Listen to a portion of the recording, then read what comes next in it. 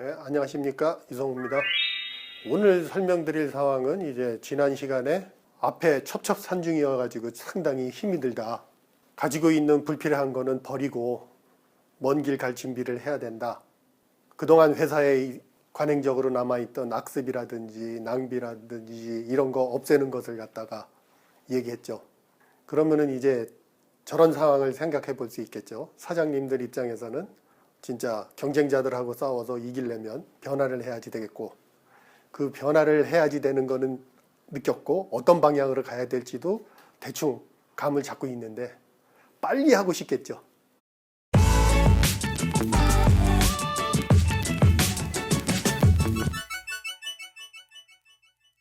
이거 당장 해서 뭐 몇 달만 한 다음에 성과가 났으면 좋겠지만 또 그렇게 쉽지가 않죠. 쉽게 얘기하면은 직원들이 있고, 아까 업무 프로세스를 얘기했잖아요. 업무라든지 그러한 프로세스. 자, 이거를 직원들이 결국은 해서 생산성을 높이는 건데, 이 업무라든지 프로세스를 새로운 걸 만들어야 된다 그랬잖아요. 투비 프로세스를 앞으로 가고자 하는. 근데 이거를 지금 전략 차원에서의 그러한 방향을 갖다가 잡은 거잖아요. 만들어서 팔던 회사가 주문 받고서는 파는 걸로 바꾼다, 그 정도로다가 했는데, 이 방식을 매일매일 일하는 직원들, 쉽게 얘기하면 데일리 오퍼레이션이라는 거겠죠. 매일매일 일하는 거에까지 적용을 해야 되거든요. 그러니까 이게 쉽지가 않고 시간이 걸려요. 우리가 이제 그런 첩첩산중을 넘어가거나 백두대간을 넘어가는데 아마 여름이라고 생각을 해보죠. 얼마나 덥고 숨이 차고 답답하겠어요. 시원하게 비라도 내려줬으면, 그런 생각이 들 수도 있겠죠. 결국 어디선가 오르릉 꽝꽝 천둥 번개 치고 하면은 그건 뭐겠어요? 비구름이 몰려온다는 얘기겠죠. 좀 있으면은 시원한 비가 쏟아지면서 그 열기를 식혀주고 한결 수월하게 산행을 할 수 있겠네.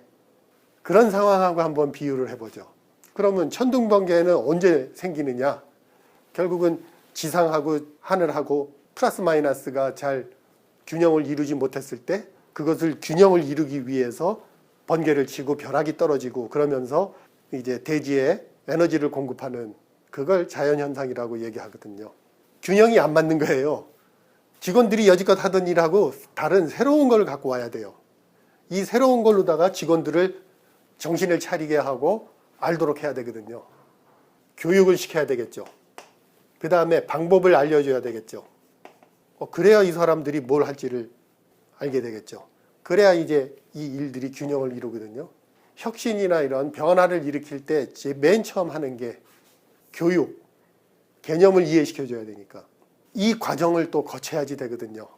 그러니까는 당장 한두 달 사이에 뭔가 성과를 내고 끝냈으면 좋겠다고 하는 조바심이 크면 클수록에 시작도 못하고 망하는, 실패하는 경험만 갖게 되니까 너무 조급해하지는 마세요.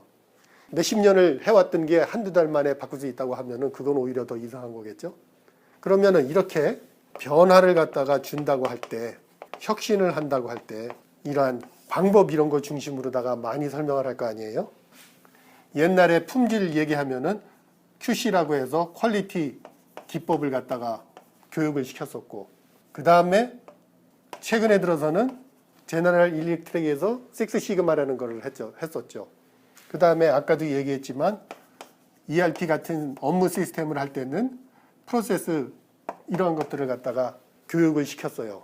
도입하려고 하는 개념을 먼저 교육을 시키고 그 다음에 그거에 익숙해지도록 하는 건데, 여기서 우리가 하나 확인해야 될 게 있어요. 혁신을 하는 근본적인 목적이 생산성 향상 좋아요.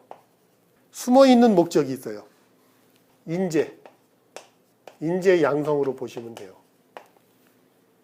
제너럴 일렉트릭이 식스 시그마를 할 때 이 사람들이 잘한 게 딴 거 아니에요. 제겔치가 식스 시그마를 하면서 임원에 해당되는 챔피언이라고 부르거든요. 이 챔피언들이 어려운 고질적인 문제들을 선정을 해줘요. 그리고 벨트라고 그러죠. 뭐 블랙 벨트다, 뭐 그린 벨트다, 뭐 이런 식으로다가 얘기를 했었는데, 이러한 문제 해결할 사람들을 양성을 해요. 그 사람들한테 식스시그마의 기법인 DMA, IC, DMA, DV, Define, Measure, Analysis, Improve, Control, Define, Measure, Analysis, Design, Verify 이렇게 되거든요. 결국은 임원들은 리더십을 발휘하고 인재를 발굴한 다음에 이 사람들을 이러한 프로젝트를 통해서 실력이 올라가도록 양성을 하고 그 사람들한테 이러한 방법을 갖다가 제공을 해서 하고 이렇게 해서 혁신을 갖다가 성공을 하는 거거든요. 여지껏 우리는 요 기법만 갖고서 뭔가 프로젝트를 해서 빨리 끝내면 되는 것처럼 많이 생각을 하고 있었죠. 그거보다는 이러한 사람을 양성을 해서 저렇게 해서 양성된 사람들이 미래에 경영진으로 성장을 하게 되는 거거든요. 빨리 뭔가를 이루고는 싶지만 다 순서가 있는 거니까 투비 모습을 설계를 한 다음에 직원들이 흡수를 하고 이해할 수 있도록 교육, 거기에 필요한 지원, 또한 그것을 끌고 가는 리더십, 이 세 가지만이라도 확실하게 준비를 해주시면 한 반은 성공했다고 할 수 있습니다. 정리를 한번 해보면은 처음에 이제 바깥에서 바람이 불어와 갖고 그냥 잔잔하던 물을 뒤흔들고 파도가 일렁이면서 뭔가 위기가 다가오고 있다 하는 것을 느꼈고 그 위기의 본질을 이해를 한 다음에 수긍을 해서 어떻게 변화를 해야 될 건지를 정했으며 그것을 하려고 하다 보니 현재 내가 갖고 있는 문제가 뭔지를 드러내면서 한번 놀라게 되는 일이 생기고 그걸 제대로 바꾸기 위해서 새로운 기법 내지는 전략을 구축했을 때 그것을 직원들이 이해를 할 수 있도록 교육시키면서 투비 프로세스를 확정짓는 그러한 일을 해야지 되는 게 혁신 4단계 중에서 첫 번째인 준비 단계에 해당되는 게 되겠습니다. 이렇듯이 혁신을 하려면은 앞으로도 3단계가 더 있습니다. 이 과정을 이해를 하고 그 거쳐가는 과정을 차근차근 했을 때 성공은 그렇게 어렵지 않은 게 되겠습니다.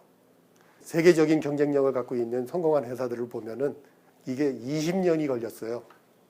도요타의 JIT 생산 방식도 처음 아이디어가 나와서 그것을 하나씩 적용하면서 확장하고 업그레이드해서 오늘날 도요타 생산 방식이라는 것을 완성하기까지는 20년이라는 시간이 걸렸습니다.